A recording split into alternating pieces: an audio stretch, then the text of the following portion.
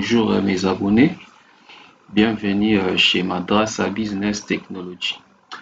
Donc, lelo une petite vidéo pour Nalaxabino comment créer site internet.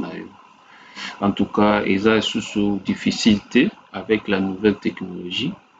Tout le monde peut créer son propre site internet, tout portfolio. Bon, par exemple, pour tout bien la vidéo moulaïté, la première des choses à faire pour créer site internet, il faut que vous ayez un logiciel ou Visual Studio Code. Après Visual Studio Code, il faut que vous ayez une machine et connecté à l'internet. Dengenga ozomona naza connecté na Wi-Fi. C'est tout. Là, ils ont déjà la première base pour créer site internet. Alors, la première des choses à faire est ça. Oui, par exemple, na bio, n'importe où. On a créé un bureau, créer un nouveau dossier. Nouveau dossier, par exemple, on a IBM. IBM, où il ici Institut de chimie de Matete. Par exemple, comme tous la structure na biso, je peux aussi créer un site internet pour la structure wana. Alors, déjà on a créé dossier nanga oyo. Qu'est-ce qu'il reste à faire? Na zukaka dossier, na cliquer droit, na memi yango likolo ya logo nanga to le raccourci nanga ya Visual Studio Code. Na relâcher automatiquement et créer ngai nouveau fichier na Visual Studio Code.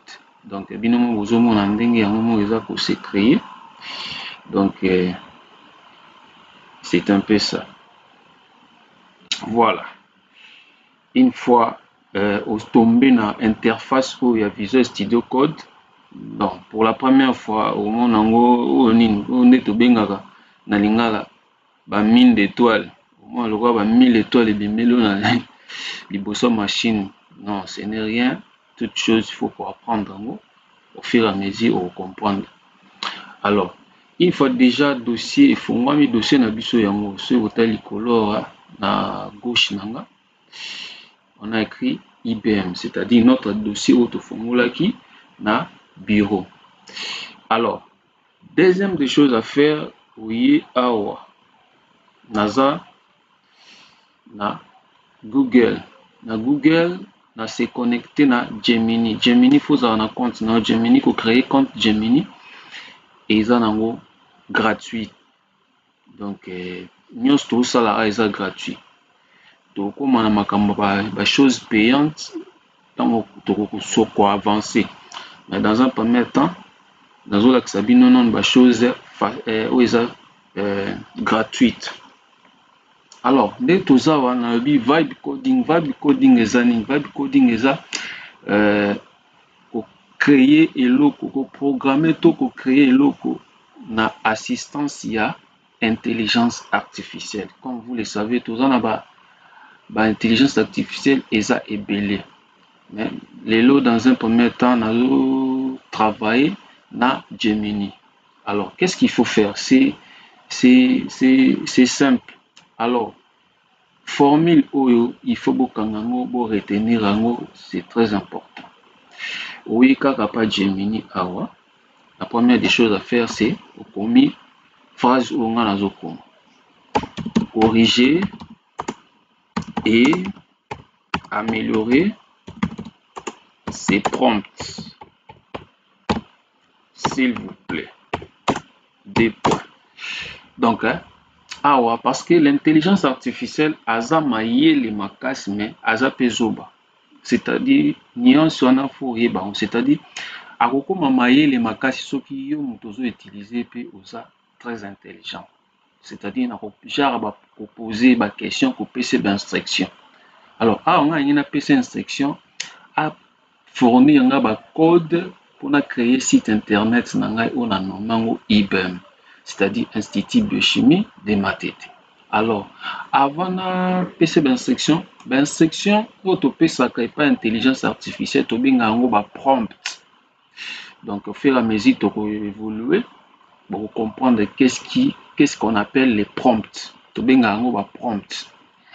Alors, awa na signifié déjà dès le début, il y a instruction dans ABC, corriger et améliorer ces prompts. Ce qu'on a appelé ça prompt na ndenge nanga humain.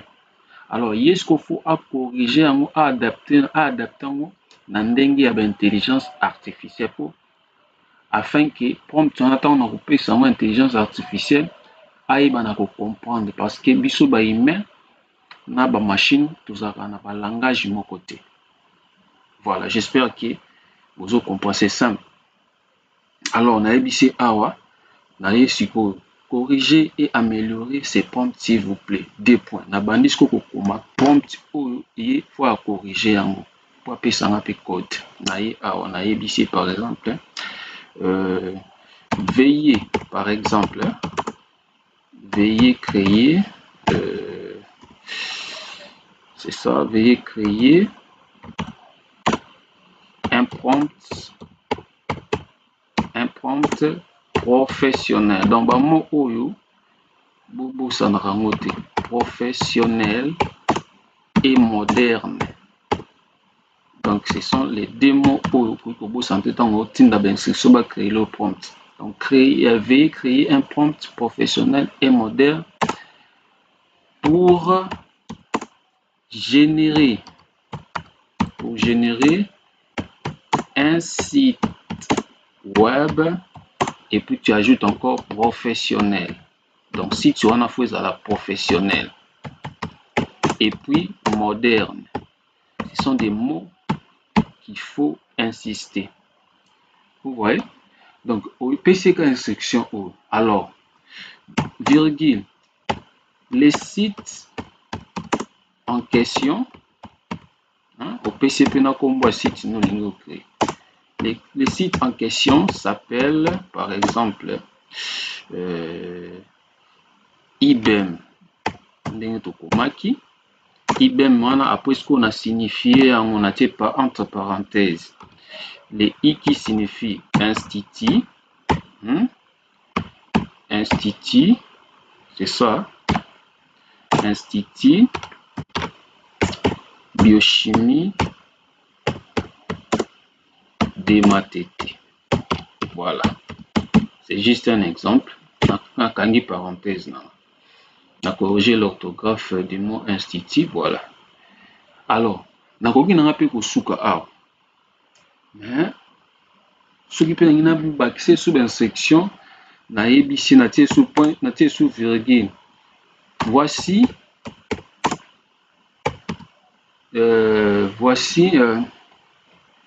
mes couleurs préférées.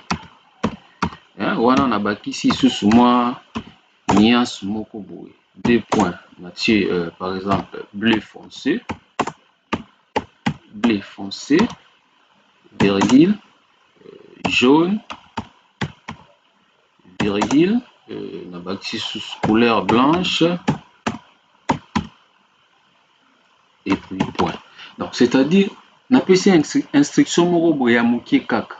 Moni, na bani nanu corriger et améliorer ces prompts s'il vous plaît. Donc, na ebisi déjà que prompt moko nazo pesa il faut corriger yango pour améliorer yango. Alors, voici les prompts à question. Veuillez créer un prompt professionnel et moderne pour générer un site web professionnel et moderne. Les deux mots là, on a insisté pour répéter. Les sites en question s'appellent IBM. Na signifie Institut Biochimie de Matete. Voici mes couleurs préférées, bleu, foncé, jaune et blanche.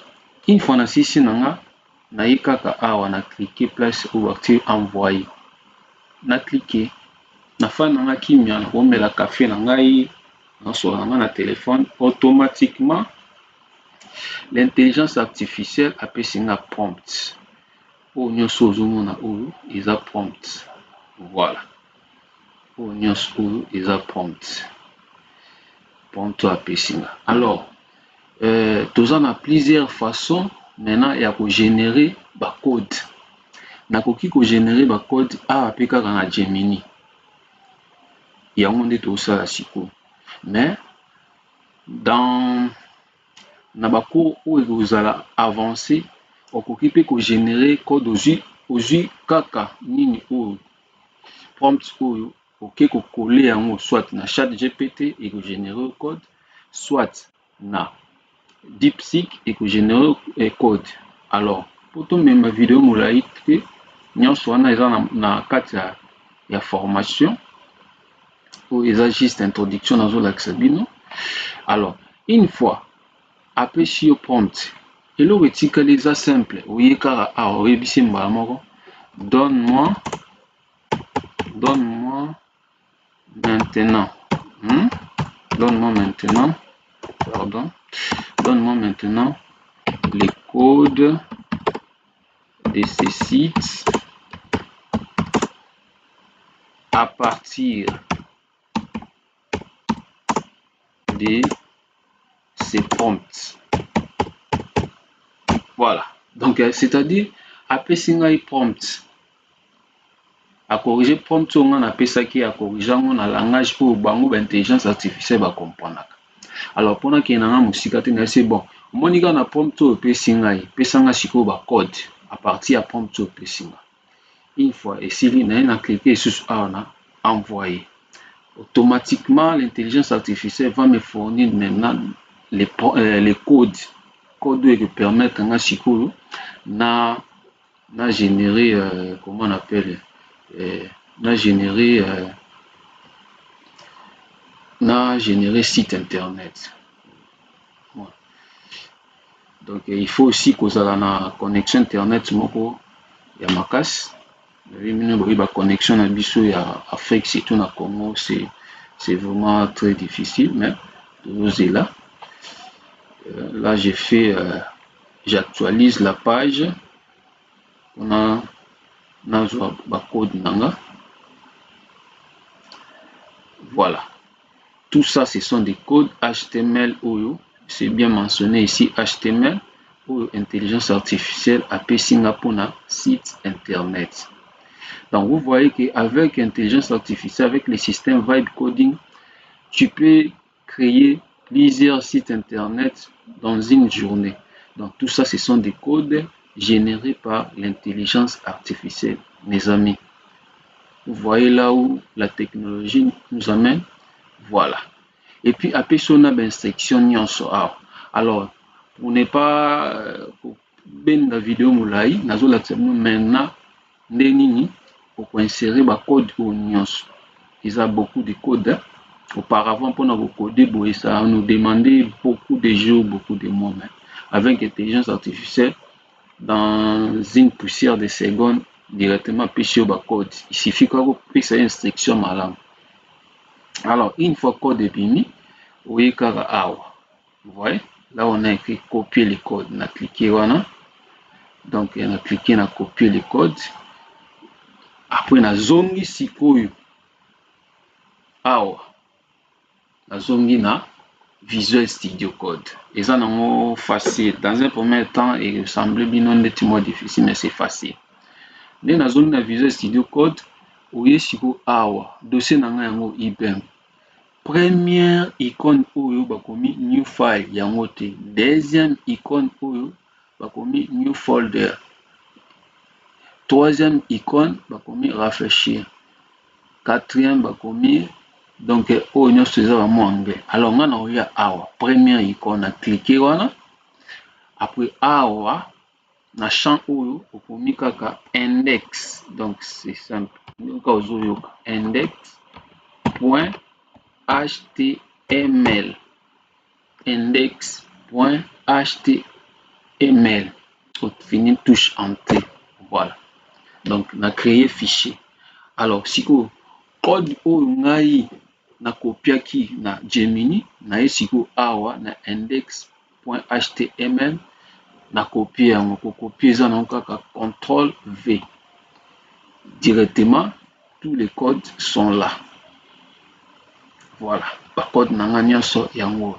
Alors so remarquer na likolo awa omona na index.html après yango eza na bouton oyo epeli pembe, c'est-à-dire code oyo nanu na enregistrant te na Visual Studio Code. Alors pour enregistrer eza kaka kosala combinaison ya CTRL plus S.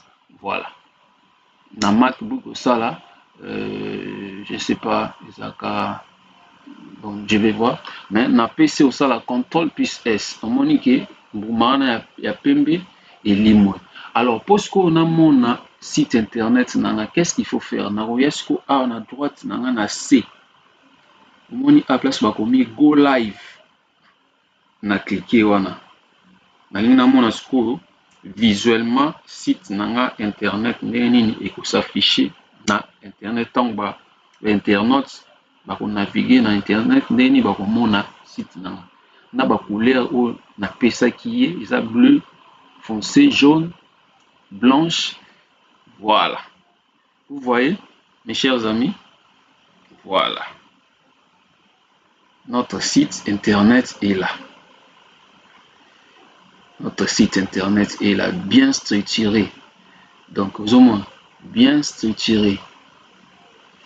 Awa, aux hommes, Institut Biochimie de Matete. Awa, salimo erreur. Et ça, erreur auto modifié. Comprenez? Formez-vous au métier de la biochimie, tout consort, tout ça, on va corriger ça. Mais l'important, c'est ça, bon, mon identité visuelle, il y a site. C'est vraiment un truc de waouh, c'est vraiment professionnel. Ce qui est dans mon format téléphone, c'est ça. Notre site est là. Donc, c'est un peu ça. Alors, mes amis, je suis Trésor Massamouna, le formateur Trésor Massamouna. J'organise une formation en ligne. Donc, abonné nanga bandeko nanga eza juste moni page na biso oyo eza page une formation sur les vibe coding. Vous allez intéresser balingi ba créer ba site internet, ba créer ba logiciel, ba créer ba application mobile et puis application web. En tout cas, vous contactez ngai, ba coordonnées nanga eza na premier commentaire. Site internet nanga ezali, vous contactez nga, vous aurez accès à la formation. En tout cas, c'est très important. Et puis, je vais faire un rappel, mes amis. Na millénaire Tokomi, horizon 2030, ceux qui ont maîtrisé l'intelligence artificielle, vous a considéré comme un alphabet. Donc, quel que soit le métier aux anango, s'accrocher, combiner à mon intelligence artificielle pour vous aller excellent na makambo na yo. Je crois que tout ce qui wana, merci et à la prochaine.